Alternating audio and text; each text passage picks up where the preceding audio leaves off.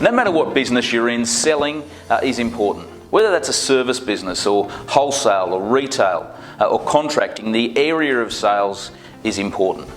And if you're going to win in business, you have to win in the sales department. And therefore that means you need to understand what you're dealing with. So today we're going to be diving into the 5 stages of the consumer decision-making process and how it impacts on your sales efforts. So this process is now more than 100 years old, and buying behaviours have changed a lot in that time. However, the 5 core stages remain the same today.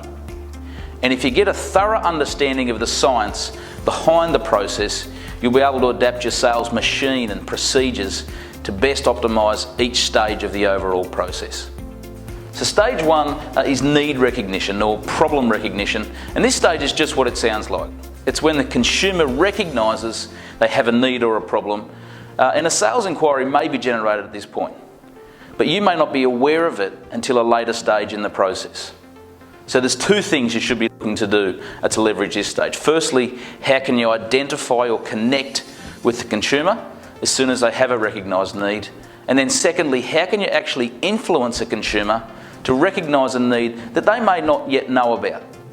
Because if you connect with the consumer at this early stage, you've got a much better chance of getting the sale. So stage 2 is information search. Once someone is aware of their need or problem, they now need to solve it. So they go looking for a supplier that can meet their need or solve their problem. And the most obvious solution, of course, is Google or an alternative search engine, but they can also find information elsewhere that will influence their purchasing decision, whether that's an advertisement in an industry magazine or simply calling your business. So you need to be sure that your product or service is available to be found by any prospective consumer in your target market. So stage 3 is evaluation of alternatives or evaluation of options. And this involves weighing up your solution versus a competing solution or a number of other options. So a consumer may have 4 options to evaluate, and in some situations a viable option may be doing nothing at all.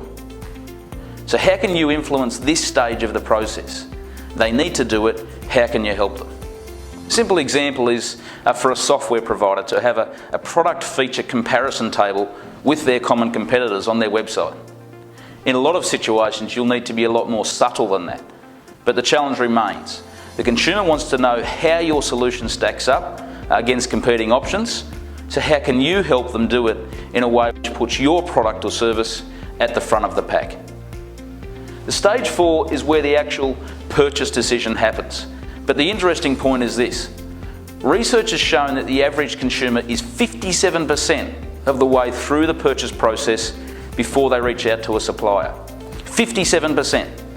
This means that stage 1, 2 and 3 may have already happened before you actually get involved in the process. And if this is the case, you need to challenge how you can get involved earlier in the buying decision. Regardless of this point though, there's still plenty that can be done in this 4th stage. Proper follow-up, better sales presentations, analysing your conversion rate. So you need to make sure you're not dropping a lot of sales opportunities into a leaky bucket. And then stage 5 is the post-purchase evaluation. And this is a critical part of the sales process. So a lot of salespeople seem to think that the sales process ends when a purchase is made. But this is short-sighted thinking.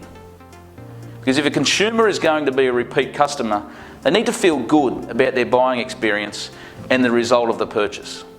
So if you have a post-purchase follow-up, you have a chance to influence prospective future purchases. This could be a phone call or an email to ask whether they're satisfied with their purchase. It could be some supporting information or related material, but something that reinforces to the consumer that they've made a good purchasing decision. And then surrounding these 5 stages are a number of other factors that need to be considered because they influence consumer buying behaviour. These can be personal factors such as age or gender, family life cycle, occupation or job role, and personal interests. Then there's psychological factors. These could include a consumer's motivations or attitudes, their perceptions and so on. And then finally, social factors. So this is the influence of social circles that a consumer belongs to. And primarily these would be influences such as family or friends or work colleagues, but it could also be professional bodies or associations.